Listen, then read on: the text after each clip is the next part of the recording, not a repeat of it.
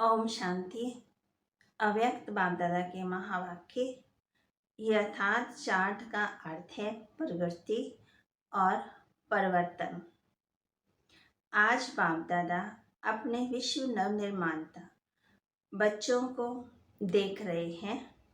आज के दिन नए वर्ष के आरंभ को दुनिया में चारों ओर मनाते हैं, लेकिन वो मनाते हैं नया वर्ष।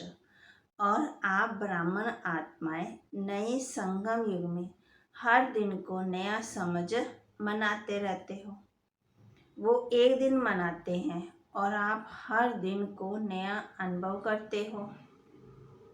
वो हद के वर्ष का चक्कर है और ये बेहद सृष्टि चक्र का नया संगम युग है। संगम युग सारे युगों से सर्व प्रकार की नवीनता लाने का युग है। आप सभी अनुभव करते हो कि संगम युगी ब्राह्मण जीवन नया जीवन है। नई नॉलेज द्वारा नई वृत्ति, नई दृष्टि और नई सृष्टि में आ गए हो। दिन रात हर समय हर सेकंड नया लगता है। संबंध भी कितने नए बन गए। पुराने संबंध और ब्राह्मण संबंध में कितना अंतर है। पुराने संबंधों की लिस्ट स्मृति में लाओ कितनी लंबी है, लेकिन संगम युगी नए युग में नए संबंध कितने हैं, लंबी लिस्ट है क्या। दुनिया वाले एक दिन एक दो को मुबारक देते हैं और आप क्या करते हो। बाप दादा क्या करते हैं, हर सेकंड हर समय हर आत्मा के प्रति शुभ भावना शुभ कामना की मुबारकबाद देते हैं। जब भी किसी को किसी भी उत्सव के दिन की मुबारकबाद देते हैं तो क्या कहते हैं, खुश रहो, सुखी रहो, शक्तिशाली रहो, तंदुरुस्त रहो, खुशियां बांटते रहो। तो आप हर समय क्या सेवा करते हो, आत्मा को नई जीवन देते हो ना। आप सबको भी बाप दादा ने नई जीवन दे दी है और इस नई जीवन में ये सभी मुबारकें सदा के लिए मिल ही जाती हैं। आप जैसे खुश नसीब खुशी के खजानों से संपन्न सदा सुखी और कोई नहीं हो सकता। तो बाबा कहते दुनिया वाले करते हैं, नाचते हैं, गाते हैं एक दिन के लिए, और आप सदा।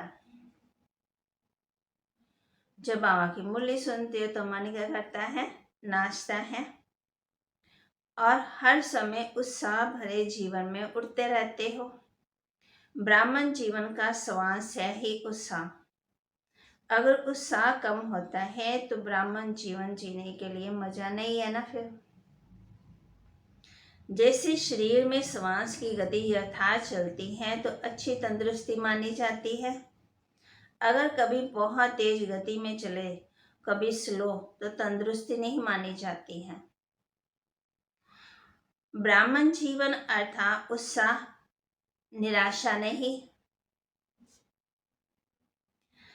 अब सर्व आशय पूर्ण करने वाले भाव के बन गए तो निराशा कहाँ से आई।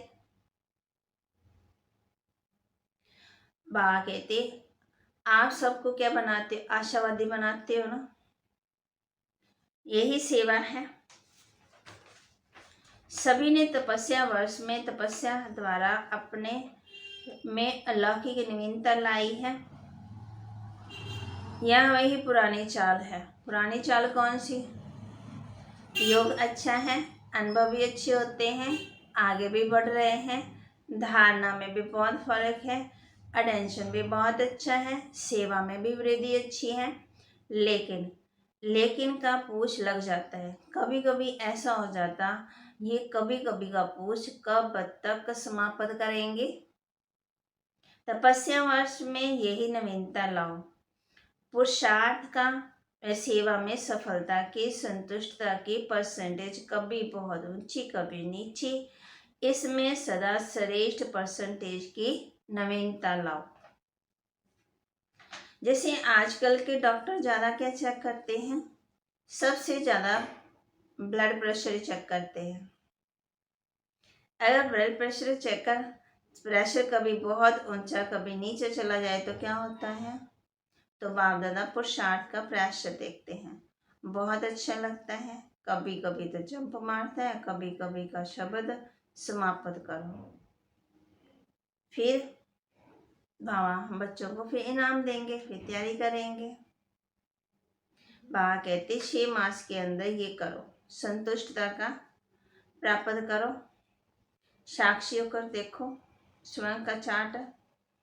जिस विधि पूर्वक बाप दादा याद के परसेंट को चाहते हैं, उस विधि पूर्वक मन वचन कर्म संपर्क में संपूर्ण चार्ट रहा, अर्थात बाप भी संतुष्ट हो। तीसरा, ब्राह्मण परिवार से जोगी जीवन से संतुष्ट रहे, लेकिन संपूर्ण पास मार्क्स उनको मिलती है जो आज्ञाकारी बन चार्ट रखने के साथ साथ पुरुषार्थ की विधि और विधि भी मार्क्स ले। तो यथार्थ तपस्या की निशानियां कर्म संबंध और संस्कार तीनों में नवीनता की विशेषता स्वयं भी अनुभव हो और औरों को भी अनुभव हो। याद की यात्रा सहज भी और शक्तिशाली भी हो। पावरफुल याद एक समय पर डबल अनुभव कराती, एक तरफ याद अग्नि बन भस्म करने का काम करती है, परिवर्तन करने का काम करती है, और दूसरी तरफ खुशी और हल्केपन का अनुभव कराती है। ऐसी विधि पूर्वक शक्तिशाली याद को यथार्थ याद कहा जाता है। स्मृति और समर्थ दोनों साथ साथ रखना, इसको कहेंगे नंबर 1 प्राइज के योग्य। स्मृति सदा हो और समर्थी कभी कभी वह परसेंटेज में रहना, इसको नंबर 1 की लिस्ट में कहेंगे। एक्यूरेट चार्ट रखने वालों के नामों की माला बनेगी। अभी भी विशेष स्मृति मास एक्स्ट्रा वरदान प्राप्त करने का मास है। जो बीत गया बाबा कहते उसको नहीं देखो, आगे के लिए पुरुषार्थ करो। समय बीत गया ये नहीं सोचो, लेकिन अभी भी वर्तमान और भविष्य श्रेष्ठ बना सकते हो। तो इस मास में 30 दिन भी अगर सहज स्वस्थ शक्तिशाली विषय आत्मा का अनुभव किया तो ये भी सदा के लिए नेचुरल संस्कार बनने की गिफ्ट प्राप्त कर सकते हो।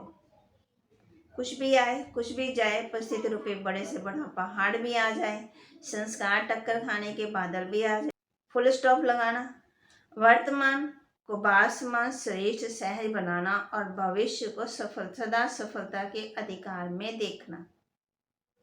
इस विधि से सिद्धि को प्राप्त करना कल से नहीं अभी से करना।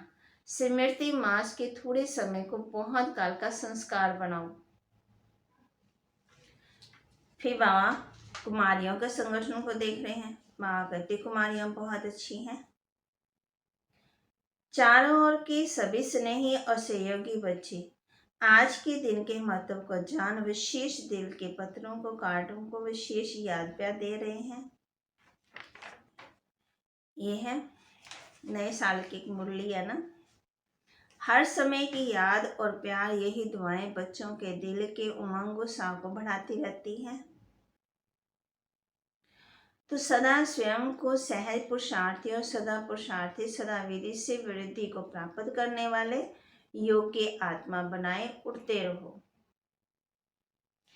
ऐसे सदा वर्तमान को भावसमान बनाने वाले और भविष्य को सफलता स्वरूप बनाने वाले श्रेष्ठ बधाइयों के पात्र आत्माओं को बाप दादा का याद प्यार और नमस्ते।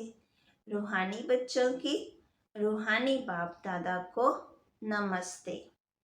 वरदान दे रहे बाबा हम बच्चों को अपनी सर्व जिम्मेवारियों का बोझ बाप को दे स्वयं हल्का रहने वाले निम्मत और निर्माण भव। जब अपनी जिम्मेवारी समझ लेते हो तो तब माथा भारी होता। जिम्मेवार बाप है, मैं निमित्त मात्र हूँ। ये स्मृति हल्का बना देती है। इसलिए अपने पुरुषार्थ का बोझ, सेवाओं का बोझ, संपन्न संपर्क का बोझ, निभाने का बोझ, सब छोटे मोटे बोझ बाप को देकर हल्की हो जाओ। अगर थोड़ा भी संकल्प आया कि मुझे करना है, मैं ही कर सकता हूं, तो ये मैंपन भी भारी बना देगा। और फिर बाबा कहते, निम्मत और निर्माणता भी नहीं रहेगी। निम्मत समझने से निर्माणता का गुण भी स्वतः आ जाएगा। फिर जब भारी होंगे तो फिर गुण गए। स्लोगन संतुष्ट मणि वह है जिसके जीवन का श्रृंगार संतुष्टता है। संतुष्ट मणि वह है जिसके जीवन का श्रृंगार संतुष्टता है। तो आज हमने कौन सा श्रृंगार करना है? संतुष्टता का। चेक करना है ना।